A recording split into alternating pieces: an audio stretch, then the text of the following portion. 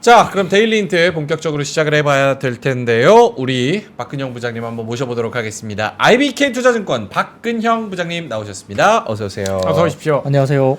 어제 영상에 대한 녹화본에 대한 댓글을 저희가 방송 전에 이야기를 잠깐 했는데 굉장히 저는 개인적으로 좀 씁쓸하고 기분이 좀 안 좋고. 왜죠? 뭘 좀 설명을 해줘야. 부장님이 설명을 해주세요. 아니요, 뭐 저도 잘 모르겠습니다. 왜 본인 기분이 안 입으로 좋으신지. 아까 막 많이 이야기하셨잖아요. 어제 영상에 댓글에 좀 어이가 없었습니다. 우리 박근형 부장님이 차은우 닮았다. 아, 뭐 증권계 차은우. 정우성 닮았다. B. 뭐 이런 얘기가 있었는데 우리 박근형 부장님 훨씬 나은데 왜 그분들이랑 비교를? 여러분 야, 내일은 좀 지켜주세요. 이게 참 저격이죠. 이 정도면 뭔가 비꼬는 듯해서. 저격. 근데 이제 증권계의 BTS. 뭐 일단 굉장히 감사하고요. 네. 근데 이제 많이 부담스럽죠. 그래서 이제 집사람한테 그걸 보여줬더니 네. 우리 어제 이제 이 위에서 내려오는 이 바람 때문에 바람 제가 때문에. 어제 콧물을 줄줄 흘리면서 방송을 했잖아요. 그래서 어느 누가 이제 야 암살 시도했다. 에어컨 바람을 그렇게 이야기를 하셨는데 집사람이 어제 그 댓글 보더니 이걸 뭐 악플을 달아서 암살을 시도하는 것 같다고.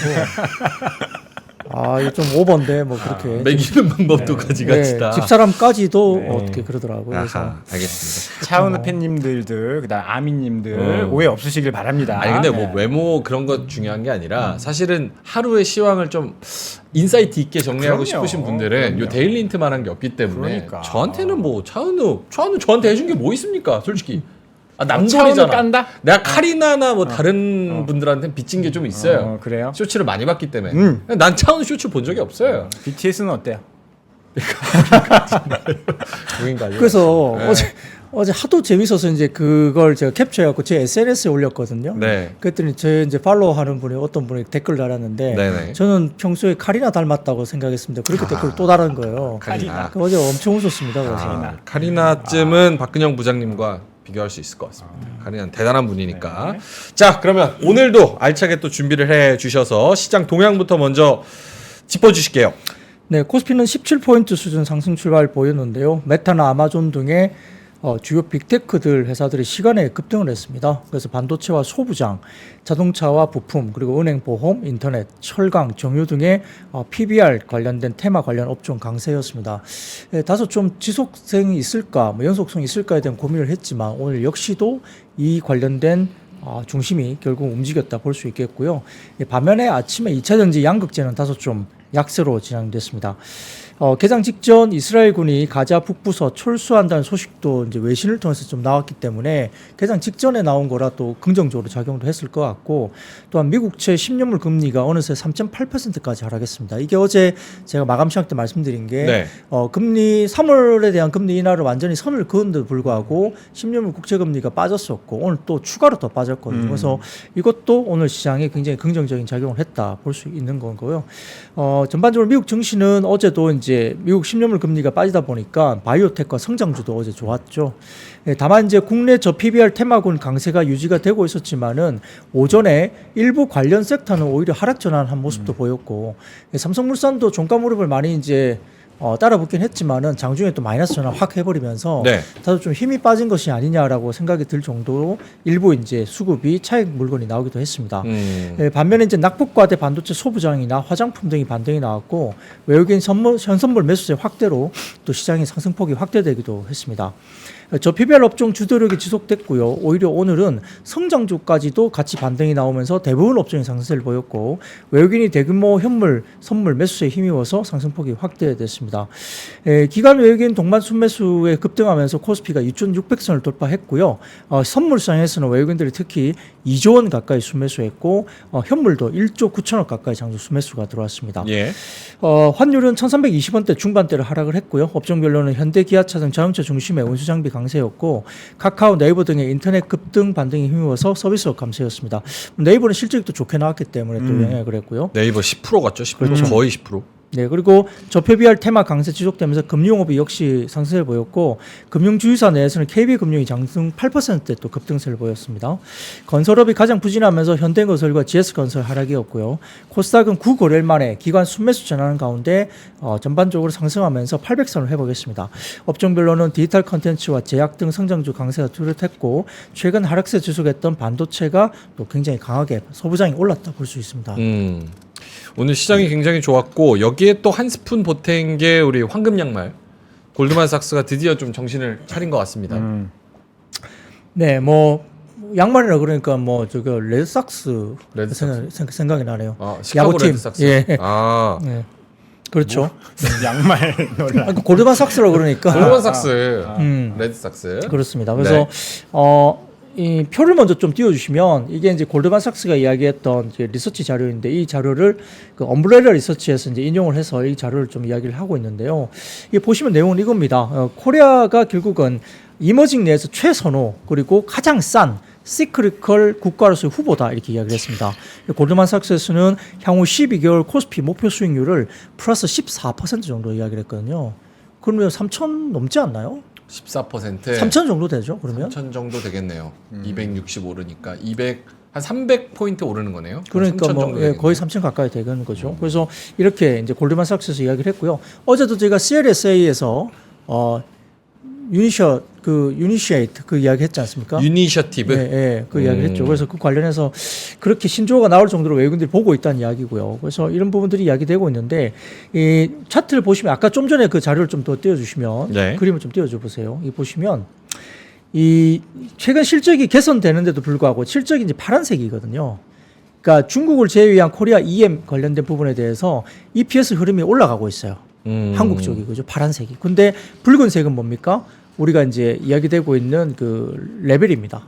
프라이스 레벨, 주가의 레벨이죠. 이익은 오르는데 주가는 떨어지고 있다. 네, 그렇죠. 최근 실적이 개선되는 방향으로 예상되고 있음에도 불구하고 주가는 오히려 빠졌다. 최근의 흐름을 보여주는 차트이고요. 이 골드만삭스에서 이렇게 자료를 만들었습니다. 그래서 2013년도 사이클, 그러니까 왼쪽에 보시면은 약간 그 핑크색으로 이렇게 노란 그 원이 그려져 있는 데가 있죠. 2013년도 이거 네. 보시면은 그때도 뭐죠?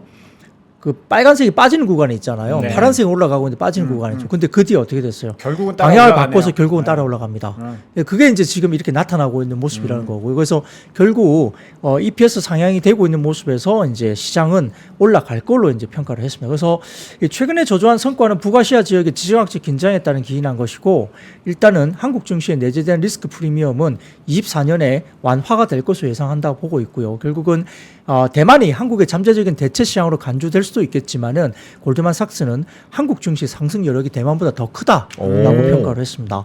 그래서 이제 결국 이런 의견은 주로 IT 사이클에 대한 보다 낙관적인 전망에 근거한다는 거니까 반도체 쪽에 굉장히 좋게 본다는 거였고요. 한국의 시장 구성은 글로벌 성장률 개선에 수혜를 받을 수 있다는 것에 대해서 더 좋은 위치에 있다 봤고 올해 예상 EPS 전년비 성장률은 67%로 성장세를 봤습니다. 네. 근데 이게 높지 않느냐 얘기를 하지만 컨센서스 이익 기대치가 상당히 높아 보일 수도 있겠지만은 이는 22년에서 23년 연속 마이너스 성장률을 기록한 데 대한 반등이고 또한 컨센서스 마진 가정은 과거에 비해서는 오히려 낮은 수준으로 평가되고 있다 이렇게 이야기했습니다. 그래서 따라서 수익 추정치가 합리적이라 보고 밸류에이션 상승 여력 없이도 그러니까 예를 들어서 뭐 멀티플을 10배 받다가 11배까지 멀티플을 주는 뭐 그런 게 없더라도 강력한 EPS 퀘리를 충분히 제공할 수 있다라고 이제 판단한다 이렇게 보팅했습니다. 긍정적이죠. 네. 그래서 골드만삭스는 한국을 굉장히 높게 보고 외국인들이 이렇게 이제 시각이 달라지면 이제 수급이 들어와야 되는 거죠. 네. 자, 그러면 그다음 제가 수급 이야기를 좀 해드리겠습니다. 자, 그다음 사진 보시면은 유안타 증권의 자료인데요. 저는 이게 오늘 핵심이었던 것 같아요. 어제 또 이제 외국인 수급이 굉장히 좋았잖아요. 오늘은 폭발적으로 들어왔습니다. 네. 이겁니다. 이게 뭐냐면 유안타 증권에서 이제 이 내는데 저도 생각이 같습니다. 그게 뭐냐면 TSP라 해가지고 이게 뭐냐면은 미국 연방 공무원 퇴직연금 기금입니다. 펜션. 예, 그쪽에서 한국과 대만 같은 경우도 TSP 벤치마크 수혜국으로 또 오를 가능성이 높다는 겁니다. 이게 조만간 이게 이루어질 거예요. 이게 갑자기 나온 게 아니고 예정이 돼 있던 작년부터 겁니다. 계속 이야기가 나왔었죠. 네, 맞습니다. 그래서 그게 되는데 TSP 변경 예정 벤치마크를 살펴보면 대만이 5.4%, 한국이 3.7%입니다. 그래서 한국에 유입될 리밸런싱 금액은 약 25억 2천억 달러. 한국 돈은 얼마입니까? 한 3조에서 3조 5천억 가까이 되겠죠. 거의 4조 가까이 그 정도 거죠? 되는 거죠. 네. 그래서 그 돈이 들어올 거라는 거죠. 그래서 GSP가 한국 증시에 미칠 영향은 클 것으로 예상한다고 보고 있고, 앞서서 미국의 텍사스 교직원 퇴직 연기금의 벤치마킹 변경이 있었을 때도 국내 증시에 영향을 미쳤잖아요. 네. 근데 TSP 펀드 규모는 그보다 4.6배 큰 규모입니다. 어이구, 크네요. 큰 규모에 들어오는 거죠. 그래서 리밸런싱 주기는 4개월마다 진행이 되는데 텍사스 연기금보다 2개월 더 짧습니다. 예, 그래서 아마 월간 리밸런싱 금액은 텍사스 연기금 때보다 아마 8배 정도, 8배 정도 그 높은 수급 강도로 측정이 될 가능성이 높다는 거죠. 아마 여기에 오늘 외국인들이 좀 급하게 많이 사들어온 것도 영향이 있다 이렇게 볼 수 있겠고요. 그래서 오늘 이 자료가 유한테서 나왔는데 저는 상당히 좀 중요한 이슈로 보는 상황이고요. 네. 그 다음 사진 보시면 텍사스 교직원 퇴직 연기금 리밸런싱 단시에 직전 월인 2022년 9월에 이 차트 보시면은 이게 9월달 2022년 9월을 보시면 외국인 수급 전환이 아주 강했던 경험이 그때 나옵니다. 그래서 그러니까 아마 22년 이후에도 그렇고 그 이후에 어떻게 되죠? 22년 연말부터 23년 2월까지 또 굉장히 강하게 올라가죠. 그런 영향이 있었죠. 그래서 지금 아까 말씀드렸던 미국 연방 공무원 퇴직 연기금 TSP가 리밸런싱 하는 효과가 훨씬 더 강력하기 때문에 아마 우리가 바라는 우리가 말하는 밸류업 프로그램과 더불어서 기관 또는 또 외국인들이 이렇게 수급이 들어오면 네. 상당히 큰 폭의 상승이 좀 기대될 수도 있는 거다라고 일단 환경적으로 좀 좋아진다 이렇게 볼 수 있습니다. 자, 그 다음 사진 보시면은 이제 우리가 대신증권에서 가져온 자료인데 이게 뭐냐면 복잡하죠. 근데 딴 건 아니고 이게 뭐냐면 외국인들의 순매수 대금 추이입니다. 막대 그래프가 기준점 위로 올라가면 순매수 추이가 높게 가는 거고 아래쪽은 순매도가 높겠죠. 근데 보세요. 제일 오른쪽 보십시오. 점점 늘어나고 있네요. 네, 근데 막대 그래프가 엄청 치솟았죠. 네. 예, 이게 첫 번째 보여주는 사진은 이게 뭐냐면은 아마 월간 단위인 것 같고요. 네. 월간 단위. 그 다음 사진 보이세요? 일간 단위 보십시오. 일간 단위. 여기 보시면은 1월 1일부터 일간 단위죠. 네. 보시면 상당히 많이 떨어지죠. 올라가죠. 오른쪽 막대 그래프가 엄청 치솟고 있습니다. 그렇죠. 예, 그래서 대신증권에서 이걸 이야기를 했는데 일별 순매수 기준, 그러니까 오늘 외국인이 현물 시장에서 1조 9천억 가까이 매수했는데 일별 순매수 기준으로는 역대 2위입니다. 역대 2위. 지난 1월 11일 날 2조 2,983억이 1위고요. 역대 1위고 오늘은 역대 2위 규모로 외국인이 샀습니다. 그래서 외국계 행동주의 펀드나 헤지 펀드들의 어떤 부분들이 아마 약간의 주주하는 정책 재고에 대한 수급적인 이슈로와 어느 정도 좀 반응을 했다라고 추정할 수 있는 자료들이 나오고 있기 때문에 네. 우리가 밸류 프로그램이 그냥 뭐 총선용, 선거용이 아니라 실질적인 물론 이제 보안해서 어떻게 발표될지는 봐야 되겠어요. 그래서 국내 뭐 연기금을 통한 기관들은 다소 조금 보수적인 입장이 아직까지는 왜냐하면 이게 선거용일지 아니면 정말일지를 좀 보고 좀 더 결정하겠다는 이슈들이 좀 있는 것 같은데 네. 아마 2월달에 발표하고 3월에 구체적으로 뭔가 다 나온다고 얘기가 나왔으니까 이게 좀 본격적인 어떤 변화의 조짐이 될 수 있는 것이 됐으면 좋겠고 일단 외국인들의 수급은 일단 반응을 하고 있다. 그러면 이제 일본에서 이제 어느 정도 이제 수익을 받기 때문에 네. 한국 한국으로 자본에서 와야죠. 한국으로 넘어오면 와야 됩니다. 볼만하겠죠. 그러니까 지금 플레이는 뭐예요? 중소형주보다는 대형주 플레이를 해야 된다. 그렇습니다. 뭐 옛날 격언에 모두가 박수 칠 때를 가장 경계해라. 공포에 사서 환희에 팔아라. 그래서 지금 하루 만에 혹은 며칠 만에 분위기가 나 기아차 보니까 무서워 기아차 보니까 무서워 죽겠고 브레이크 고장났어. 하나금융지주 이런 거 보니까 무서워 죽겠더라고. 그래서 제가 한번 총대를 매보겠습니다. 찬물 살짝만 던질게요. 살짝만. 아니 살짝만. 왜 이래 지금 일주일 올랐는데. 일단은 주주환원 정책 재고에 대한 기대감이 뜨거워지고 있다. 지금 나온 게 무엇인가 과연 기대감 아닌가? 그런 부분에서 외국인들이 팩트로 이야기하면 지금 뭐 은행주나 뭐 자동차나 작년부터 다 해오던 이야기였어요. 우리 배당 늘리겠다, 자사주 소각하겠다 이게 어제 오늘 있었던 게 아니고 지난주에 빵 하고 발표된 게 아니고 작년 하반기부터 계속 나오던 이야기예요. 근데 왜 지금일까? 왜 역대 지금 순매수 요거까지 우리가 그러니까 이상하다라는 느낌을 받아서 페이크라고 생각을 해야 되는 건지 혹은 정말 지속성이 있는 이벤트라고 생각을 해야 되는 건지 궁금하거든요. 일단은 부장님 먼저. 그 자꾸 컨스피러시 가지 마세요. 지난번에도 음모론. 제가 하나 얘기했다가 나가서 혼났어요. 자꾸 음모론 어디서 음모론. 가져와가지고 그- 얘기하지 말라고. 전문가들 중에 그런 음모론 이야기하는 사람들 되게 많거든요. 네. 시장 뒤에서 나와가지고 누가 조종합니다. 방송하면서 뭐 음모론 이야기하고 올라갈 때도 음모론, 내릴 때도 음모론. 그 방송할 때 그런 전문가 분들 나오신 분들이 있는데 네네. 저는 좀 그건 조금 자제를 하는 게 좋을 것 같아요. 그냥 있는 그대로 받아들이면 안 될까? 근데 약간 뒤통수 맞을까봐 그렇죠. 물론 그렇죠. 네. 그래서 제가 밸류 프로그램은 조금 확인이 필요하다고 말씀을 드렸잖아요. 왜냐하면은 이게 자사주를 강제 소각하는 그런 것들 좀 빠지면서 약간 좀 이게 2% 부족하다는 느낌도 좀 있다는 말도 많고 이제 총선을 또 앞두고 있다 보니까 이게 약간 선거용인지 약간 아직은 좀 믿기가 어렵다는 말도 있는데 이제 그건 발표 전이니까 그래요. 그래서 기대감이 있기 때문에 일단 그것은 발표 전까지는 좀 유지는 될 것 같습니다. 그렇다고 해서 유지된다는 게 뭐 내일도 급등이다 그건 아니겠으나 그게 아니다고 생각하고 던지거나 급락이나 이건 아니라는 거고요. 다만 이제 일단 발표 이후에 그 평가를 해야 되겠죠. 그래서 기대감을 가지고 일단 유지는 될 것 같아요. 근데 오늘도 보면 장중에 분명히 좀 빠지는 업종들은 있었거든요. 근데 오후 되니까 또 힘을 내고 다시 끌어올렸어요. 네. 오후에 네. 난리가 났죠. 네, 그러니까 약간 지금 보면 오늘 같은 경우는 약간 포모가 있는 것 같아요.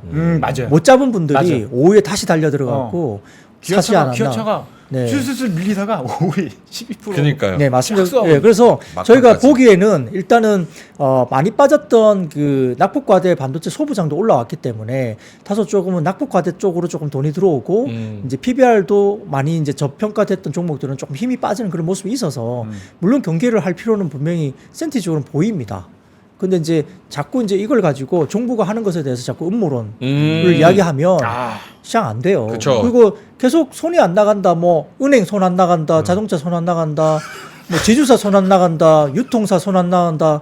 계속 그걸 부르시는 게 일주일 내내 쳐다보시면서 그 종목들이 몇십 프로 올랐습니까 지금? 삼성전자도. 그러니까 하물며 삼성전자도 와. 그렇고 뭐 근데 삼성전자는 거기에 축에 끼지도 않아요. 삼성전자야? 네, 뭐 그렇게 네. 오른 건 아니지. 네. 아니 삼성전자도 좀 안 좋게 얘기했거든요. 그렇죠. 예, 그래서 뭐 자동차는 사는 거 아니다, 뭐 네. 금융주 사는 거 아니다, 지유사 사는 거 아니다. 누가 그런 얘기를 그게 합니까? 일주일 동안 쳐다보시면서 지금 몇십 %의 지금 수익 수익률을 날렸어요. 다 날려버렸잖아요. 비관론자들 이래서 돈 못 버는 거야. 네.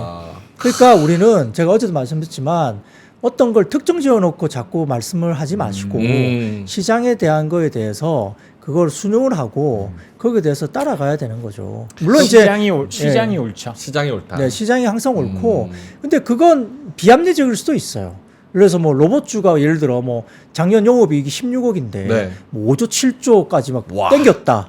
그런 주식이 있었잖아요. 있었죠. 예, 근데 그거 비합리적이죠. 비이성적이고. 근데 또 그것도 시장이라는 거예요. 그것도 시장이라는 거죠.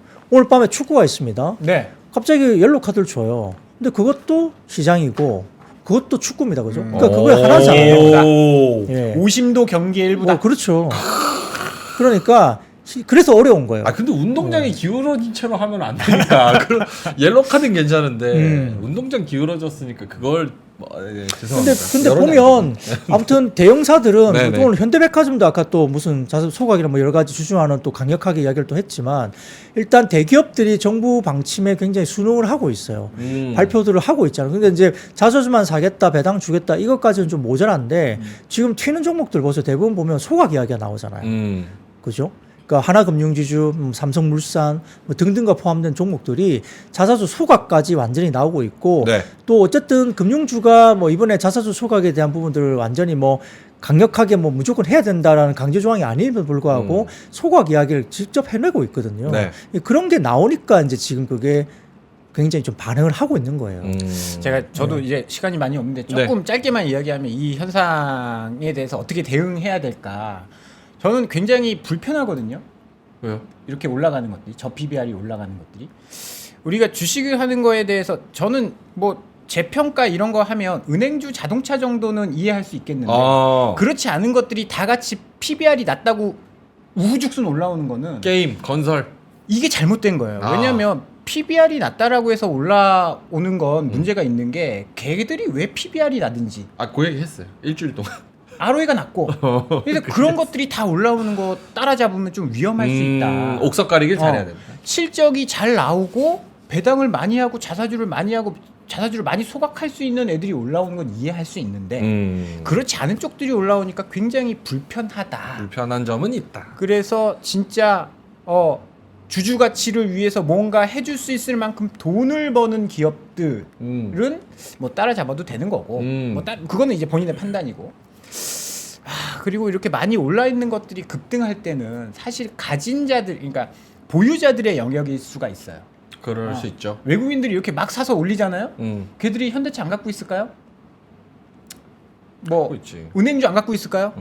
제일 많이 갖고 있을 겁니다. 그렇죠, 그렇죠. 그러니까 이렇게 급하게 끌어올린 거예요. 수급이 비어 있으니까. 그런데 뒤늦게 쫓아간다라고 했을 때는 네. 어느 정도 리스크 관리를 내가 하겠다라고 생각하고 들어가셔야 된다. 좋네요.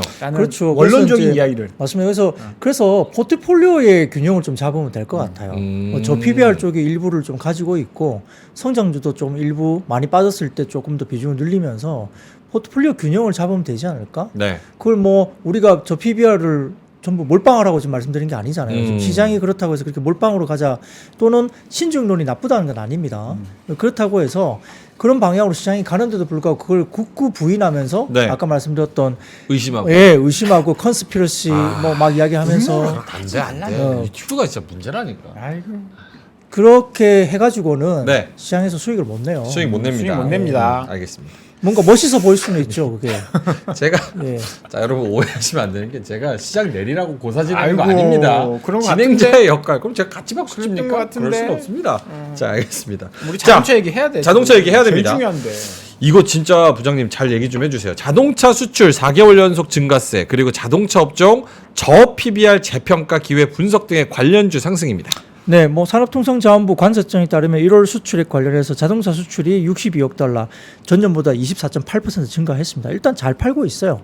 19개월 연속 수출 증가 흐름이 나왔고요. 이런 부분도 저희가 봐야 될 것 같고, 자 오늘 또 자동차가 급등한 이유는 이것도 있어요. 사실 아까 뭐 PBR 어쩌고저쩌고 이야기를 했지만 그것 말고도 도요타가 인증 조작 이슈까지 나왔습니다. 예, 그게 또 오히려 막 여러 가지 많이 걸리는 네, 것 같아. 그것 때문에 오히려 오늘 자동차가 막판에 더 힘을 줬다. 그러니까 제가 지금 말하는 것은 PBR 관련된 부분도 있지만 이 도요타 이슈도 자동차가 있다는 걸 제가 다시 말씀드린 거고요. 네. 시장이 별로 안 알려졌을 거예요, 장중에. 근데 그건 제가 장중에 있었던 이야기고. 그래서 다음 사진 보시면 자, 일본 자동차가 17개월 만에 지금 어떻게 되죠? 슬로우다운 하고 있어요, 도요타가.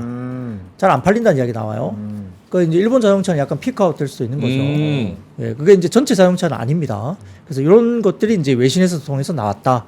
이것도 좀 참고를 하시면 될 것 같고요. 그래서 오늘 국내 자동차 섹터가 마지막에 많이 오른 것은 아마 그런 부분이 좀 있다고 볼 수 있는 상황이고요. 네. 다울투자증권 리포트가 있는데 좀 인상적이었습니다. 제가 가져와 봤는데 자동차 업종이 평균적으로 PBR 0.6배에서 거래되고 있고요. 근데 평균 ROE가 10% 넘는 수익성을 갖고 있습니다. 만년 저평가잖아요. 근데 대표적으로 현대와 기아차, 현대모비스 3사의 평균 ROE는 14% 수준입니다. 우와. 근데 장기 성장률 및 자기 자본 조달 비용을 보수적으로 10%로 반영을 하게 되더라도 페어 PBR, 그러니까 마땅히 받아야 될 PBR은 본인이 계산해 봤을 때 1.5배 수준까지 올라야 된다는 겁니다. 근데 지금 현재 3사 평균 PBR이 0.6배니까 주가상으로는 이번 밸류 프로그램에 따라서 수급이 들어온다면 유의미한 업사이드가 충분히 가능하다고 평가를 했습니다.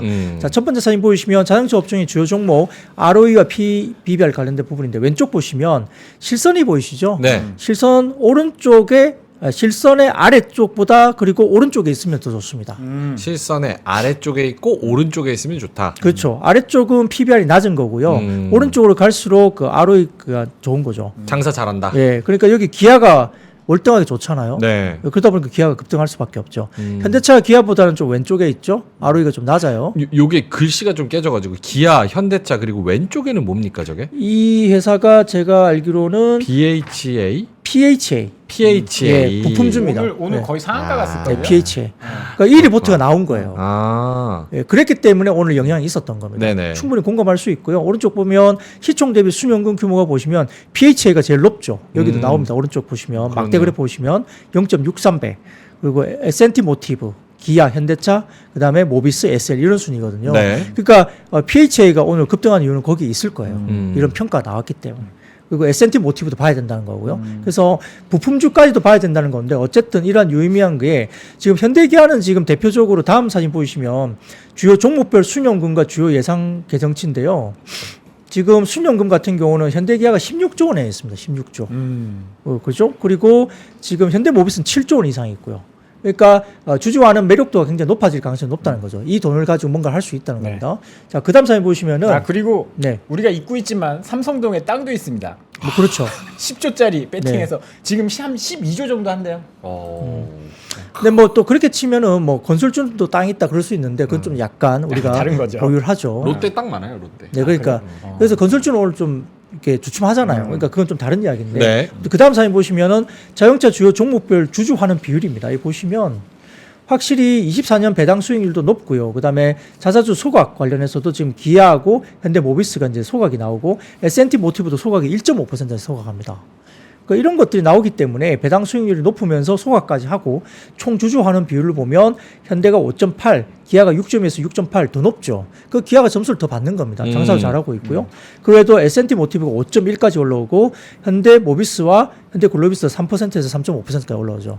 그래서 운송 쪽에서도 글로비스가 좋다는 이야기가 오늘 나왔어요. 네. 한진도 봐야 되지만 글로비스가 훨씬 좋다 그런 이야기 나왔습니다. 근데 글로비스는 오늘 반응을 별로 안 했는데 어쨌든 완성차가 이렇게 좋아서 이야기 나온 거고요. 마지막 사진 보시면은 자동차 주요 종목별 ROE와 PBR 비교니까 이런 부분들 보시면서 예, 요 사진 보시면서 한번 판단을 해보시면 좋을 것 같습니다. 아주 기본적인 겁니다. 어떤 ROE는 ROE.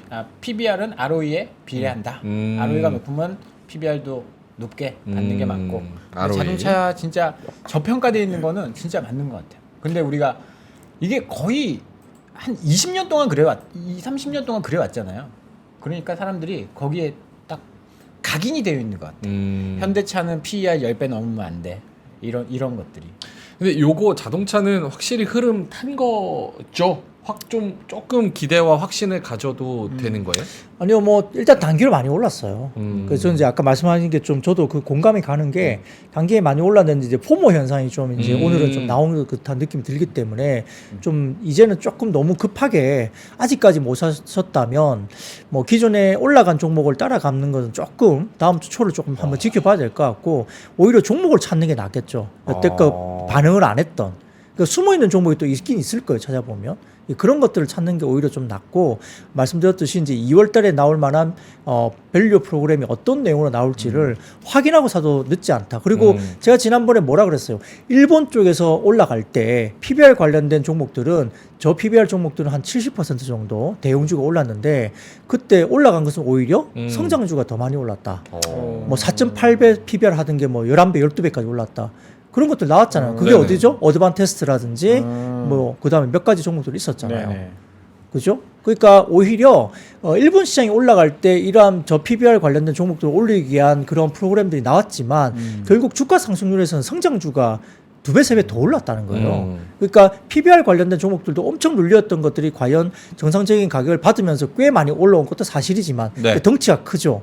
근데 오히려 또 덩치 큰 중에 수익률이 더 좋았던 것은 반도체 장비 테스트 업종이었어요. 성장률이 근데 걔네들이 PBR 1배가 아니었고 PBR 뭐 4배, 7배 뭐 이런 애들이었거든요. 네. 그런 애들이 막 10배, 20배까지 PBR이 치솟았다.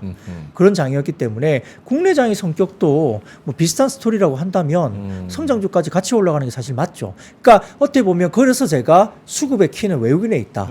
일본 시장에 들어간 외국인의 수급이 엄청나게 들어가면서 끌어올린 거기 때문에 국내에서 국내 수급만 갖고 보면 결국은 시소 게임 하는 거죠. 코스닥 팔고 거래소 대형주 산다. 이런 논리인데 이제 그렇게 가서는 안 되는 거고요. 정상적으로 일본 시장과 같은 스토리가 되려면 외국인 자금이 급격하게 들어와서 성장주까지도 같이 끌어올리는 시장이 돼야 된다.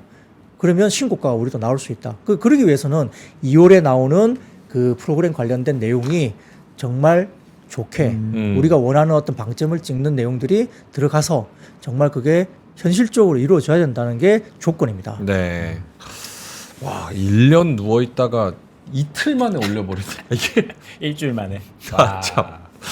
알겠습니다. 자, 아까 반도체 소부장 언급을 해 주셔서 미국 빅테크 캐펙스 증가 분석의 반도체 소부장도 오늘 희비가 엇갈리긴 했지만 좀 좋았습니다. 네, 그냥 사진으로 설명드리겠습니다. 자, 첫 번째 사진 보여주시면 알파벳하고 마이크로소프트의 캐펙스입니다. 이 실선 같은 경우가 전년비 전사 캐펙스 증가율이거든요.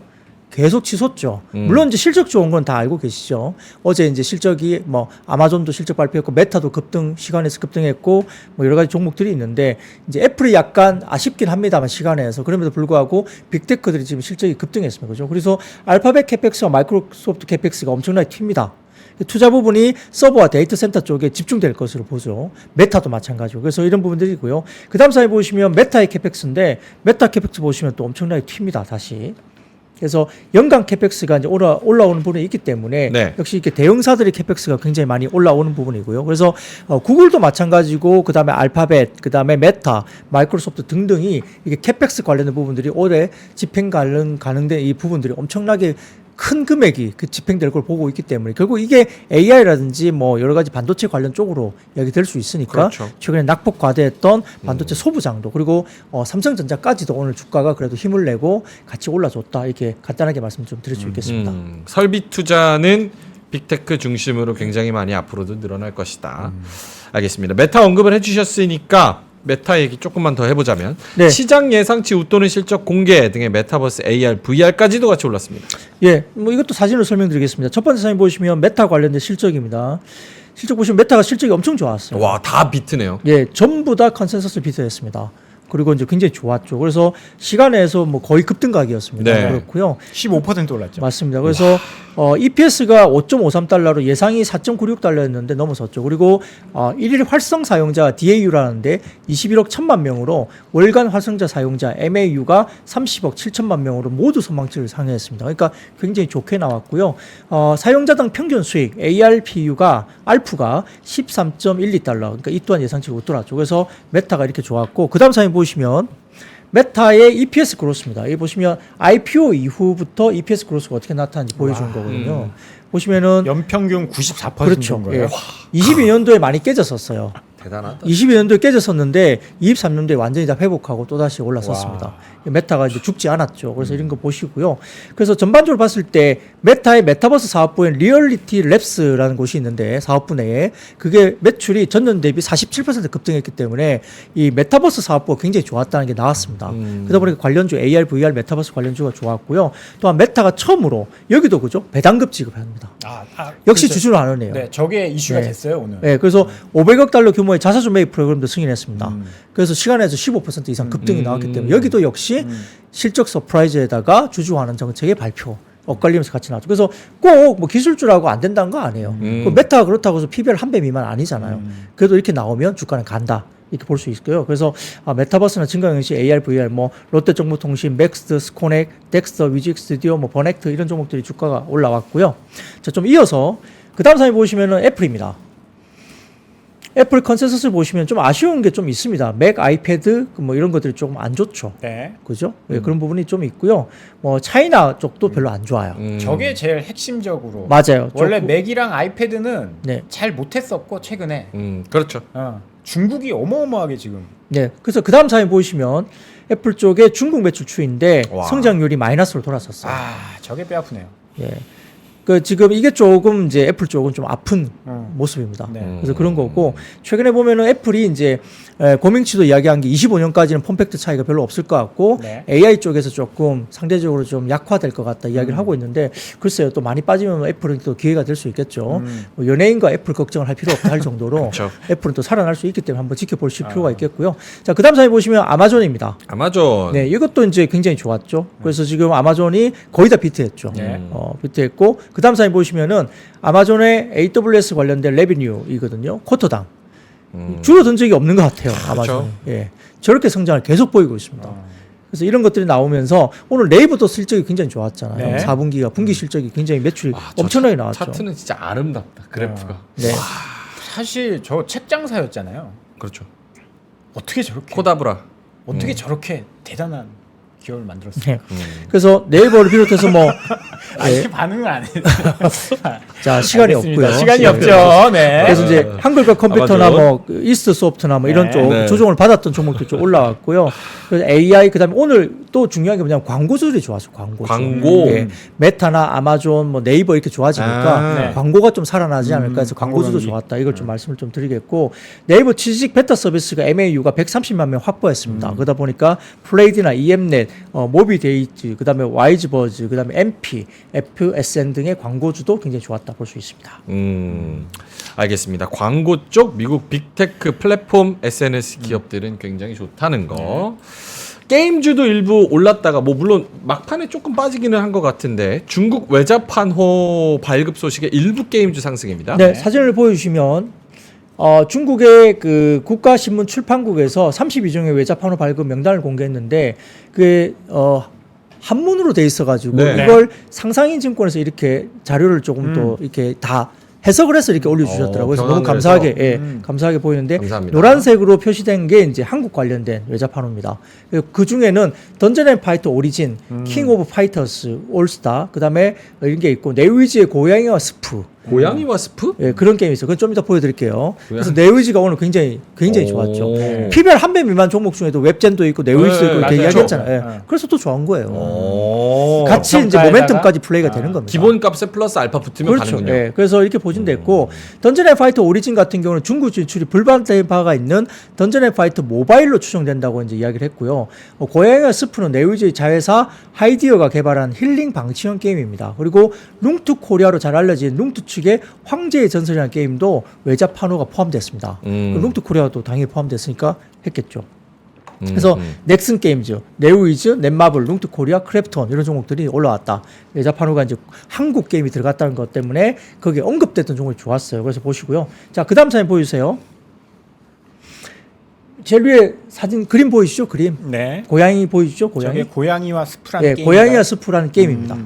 예, 이게 니커 게임 엔터라는 플랫폼에서 이게 올려주셔가지고 왔는데 이게 한문으로 되어 있으니까 이제 중국의 서비스가 되려고 네. 쭉 하고 있는 거겠죠. 네. 그래서 위에 보시면 이렇게 힐링 게임이라고 해요. 저는 이제 이게 재밌을까는 잘 모르겠어요. 안 해봤는데 네, 동물의 숲 같은. 예, 약간 뭐 캐주얼 힐링 게임이라고 하는데 또 고요한 스프라는 고요한 게임을 스프. 이렇게 따와서 보여주는데 이렇게 빨갛게 동그라미 친 게 뭡니까? 니커 게임 엔터라는 플랫폼에서 이렇게 동그라미 친 게 뭐예요? 평점 아닐까요? 오른쪽 위에 예, 9.1을? 평점과 그 다음에 뭐죠? 가입자. 게임 하고 있는 가입자. 35만. 예. 들어와 있죠. 그래서 네위즈의 고양이 스프는 예전부터 이미 어느 정도 작업을 해왔고 어느 인기가 정도 있었다. 접속자나 이걸 게임을 하는 사람들이 이미 들어와 있는 게 굉장히 많이 이미 들어와 있었다는 거죠. 그래서 판호만 나오면 바로 할 수 있는 어떤 현상까지 만들어놨던 게임이기 때문에 판호가 나왔고 네위즈가 오늘 또 뭐 저 PBR 관련된 종목으로도 언급이 됐지만 이런 것도 같이 모멘텀 플레이가 됐다. 볼 수 있습니다. 그래서 역시 아까 말씀드린 대로 PBR 한 배만 갖고는 가는 시장이 아니고요. 충분히 돈을 벌 수 있는 모멘텀이 정말 나와야 되고 이슈가 있어야 예, 된다. 이슈가 있어야 되고 또 돈을 벌 수 있는 환경이 확인돼야 된다. 좋은 주식이 가는 거다. 그 PBR 한 배만 갖고는 갈 수 없다. 갈 만한 이유가 있고 싸야지 올라간다. 제 화면 혹시 나오나요? 고양이와 스프 영상 플레이 영상을 보는데 왜 힐링 게임인지 알겠네요. 이 왜? 그림체가 굉장히 귀엽고 아. 움직임이 귀여워. 움직임이. 어차피 이렇게 어차피 안 보면은- 할 거잖아. 아 이거 이렇게 움직임이 귀엽죠. 그래서 약간 힐링 게임 이런 느낌이 있네요. 고양이와 스프 역시나 저 PBR에 플러스 알파 붙으면 네. 간다. 알겠습니다. 자 오늘도 금요일 데일리 힌트 우리 카리나와 비견할 수 있는 박근영 카리나. 부장님이 또 말씀을 해주셨고 일주일 동안 고생 정말 많으셨고 그리고 금요일 날 이렇게 웃으면서 또 아우. 좋은 내용을 또 전달해 드리고 많은 분들이 수익 낼 수 있어서 굉장히 좋게 마무리가 되는 것 같습니다. 자, 뭐 다시 보기 하시는 분들 또 역시나 좋은 댓글 많이 달아주시고 네. 응원 댓글 많이 달아주시고요. 그럼 데일리 힌트 우리 박근영 부장님은 여기서 보내드리도록 하겠습니다. IBK 투자증권 박근형 부장님이었습니다. 고맙습니다. 네, 감사합니다. 장 시작 전부터 종료까지 쏟아지는 수많은 뉴스와 정보들. 이 중에서 어떤 것이 투자에 정말 도움이 되는 정보일까요? 3프로의 증시 셔터맨 박근영 마스터가 직접 정보를 선별하고 투자의 힌트를 드립니다. 시간도 아끼고 투자 아이디어도 얻는 시간, 박근영 부장의 마켓 힌트와 함께 하세요. 자세한 사항은 3프로 TV 앱과 홈페이지를 확인하세요.